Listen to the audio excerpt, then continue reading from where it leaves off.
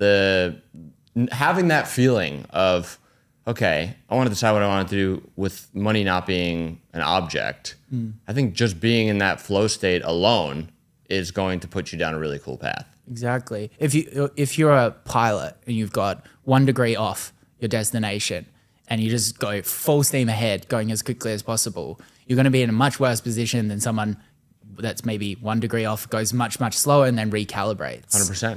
And I think there's different forms of recalibration. So we have coming to meeting someone else that's in a similar situation and asking them and learning from their experience. Yeah. Then there's deep internal calibration, which is meditation, which is a bunch of other stuff that you can kind of pursue to find out more about yourself rather than find out more about the external world. And I think both of those are important.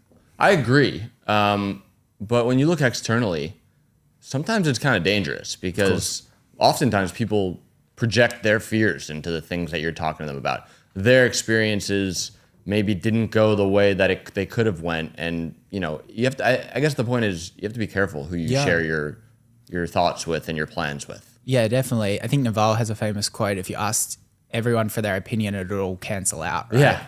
And I think that's where, but I would rather have their opinion than not and form my own judgment, because even if I get someone else's opinion the first time and it puts me on a bad path for 5 years, which has happened before, and then I learn, oh shit, I shouldn't have listened to that person 5 years ago.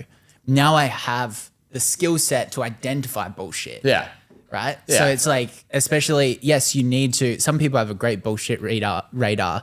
This is kind of why I've struggled as a CEO in the past. People just lie to me and I'm just like super, super trusting. Yeah. But yeah, I totally agree.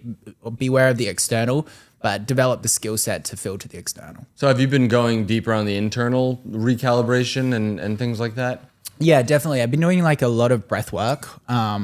Just in the morning, 45 minutes of breath work, which I think creates an extreme, I've always been into meditation ever since I had, my first bout of anxiety. I figured out that meditation was very, very effective.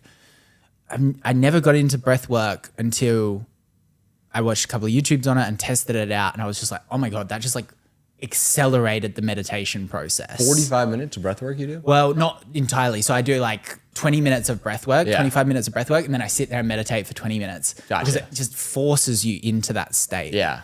And it feels good. It just feels amazing. Because when you start meditating, sometimes you're just like, you either feel icky or like your back hurts. I'm gonna do shit. Wonder what my out account's doing, that kind of stuff. Yeah. So the breath work makes you feel great. Yeah. So once you're feeling great, then it's easier to sit there and do nothing. Exactly. Yeah.